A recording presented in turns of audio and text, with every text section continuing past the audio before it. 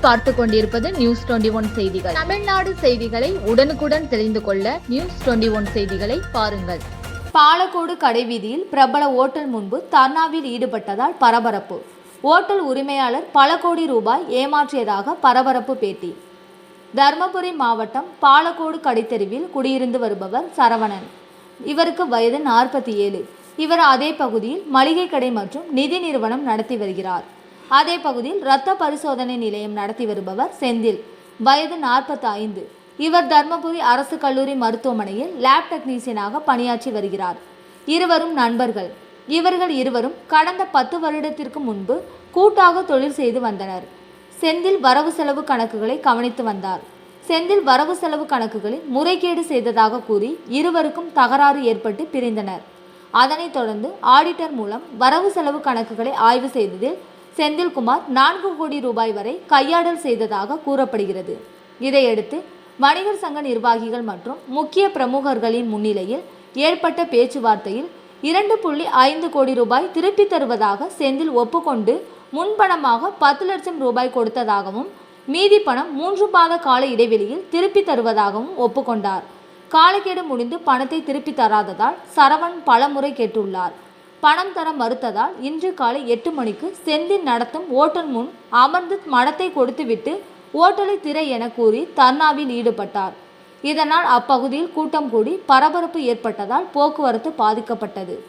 தகவல் அறிந்த Palacode DSP Manoharan, inspector Balasundaram ஆகியோர் சம்பவ இடத்திற்கு சென்று போக்குவரத்தை சீர் செய்து கடையை திறக்க ஏற்பாடு செய்தனர்.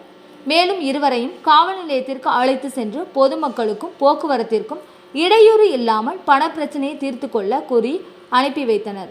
இச்சம்பவம் அப்பகுதியில் பரபரப்பை ஏற்படுத்தியுள்ளது. நியூஸ் 21 செய்திகளுக்காக செய்தியாளர் முனியப்பன். கடை வச்சு நடத்திட்டு வரேங்க. என்கிட்ட ஒரு கடை காலியாக இருந்ததுனால அடகு நிறுவனம், ஒரு சேஃப்டிக்காக அடகு நிறுவனம் ஆரம்பித்தேன். அது வரவு செலவு பார்க்குறதுக்கு செந்தில்ன்றவர் எதிரில் லேப் வச்சுட்டு ஒரு லேப் டெக்னீஷியனாக வெளியில் ஒரு கவர்மெண்ட் ஜாப்பில் போயிட்டு வந்துட்டு இருந்தார். அப்படியே மேலே சும்மா இருப்பார். அவர் என்ன பண்ணால் நான் ரொம்ப கணக்கு எழுதுறதுக்கு சிரமப்படுறதை பார்த்து நான் எழுதி கொடுக்குறேன்னு ரொம்ப நம்பிக்கையான ஆள் மாதிரி இருந்தார். ஒரு 5 வருஷம் நல்ல நம்பிக்கையாக கணக்கு பார்த்துட்டு தான் இருந்தேன்.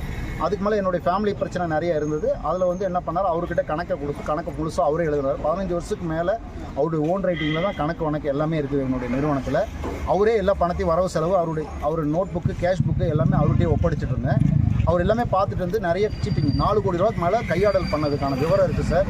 ஆடிட்ரு எல்லாமே ஃபைனல் பண்ணது, ஆடிட் ரிப்போர்ட் பண்ணது, ஆடிட்ரு பாருங்கள் ரிப்போர்ட்டாகவே எழுதி எவ்வளோ ரூபாய் கையாடல் பண்ணது எல்லாமே கொடுத்துருக்கிறாரு. சிஏ ஆடிட்ரு பாஸ்கர் சேலத்துலேருந்து வச்சு பொது மனுஷங்கள்லாம் வச்சது சார். என்னுடைய ஆடிட்டர் அவருடைய ஆடிட்டர் சார், பொது ஆடிட்டர் தான். இது இப்போ 2.5 கோடி ரூபாய் பைசல் பண்ணாங்க சார். போன டிசம்பர் 7ஆம் தேதி 7/12/2023 பொது மனுஷங்க 10 பேர் சேர்ந்து 2.5 கோடி ரூபாய் மட்டும் கொடுத்துட்டு நீ பிரச்சனைலேருந்து விளைவிக்கும் அப்படின்னு அவருக்கு அவர் என்னால் முடியாதுன்னாரு. அதனால் 2.5 கோடி மட்டும் பைசல் பண்ணாங்க சார். 2.5 கோடியில் 10 லட்ச ரூபா அன்றைக்கே முன் பணமாக கட்டிட்டார் சார். கட்டிட்டு டாக்குமெண்ட், அவர் வீட்டு டாக்குமெண்ட் எல்லாமே அந்த பொது சபையில் தான் கொடுத்துட்டார் சார்.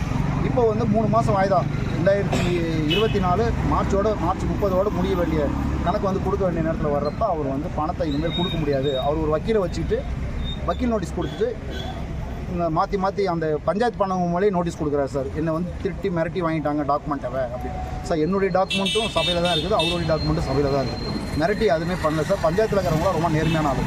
வேணா ஊரில் நல்ல மனிதர்கள் சார், யாரும் ஒரு பைசா ஆசைப்படாதவங்க. வேணா பார்த்து விசாரிச்சுக்கோங்க சார் அவங்கள பற்றி பஞ்சாயத்தில் இருக்கிறவங்க.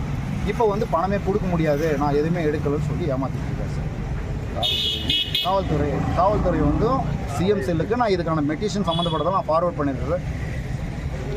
சிஎம் எனக்கு ஒரு நல்ல முடிவு எனக்கு தெரிஞ்சு கொடுங்க சார். நான் கடன் தொல்லையாக ரொம்ப அவஸ்தைப்பட்டு மன உளைச்சலில் இருக்கேன் சார். அவரோட பில்டிங் பூட்டி இருக்கிறதா சார். அந்த பில்டிங் போட்டதுக்கு காரணம் நேற்று போய் அவர்கிட்ட நான் கேட்டேன் சார். பணத்தை ரொம்ப நாளாக எல்லாம் நடுவில் வச்சு கேட்டேன் சார். அவர் என்கிட்ட கேட்கலன்னு ஒரு வார்த்தை சொன்னார் சார். நானே போய் நேரில் கேட்டேன் சார். ஒரு நடுவில் என் நண்பர் 2 பேரை வச்சுட்டு போய் கேட்டேன் சார்.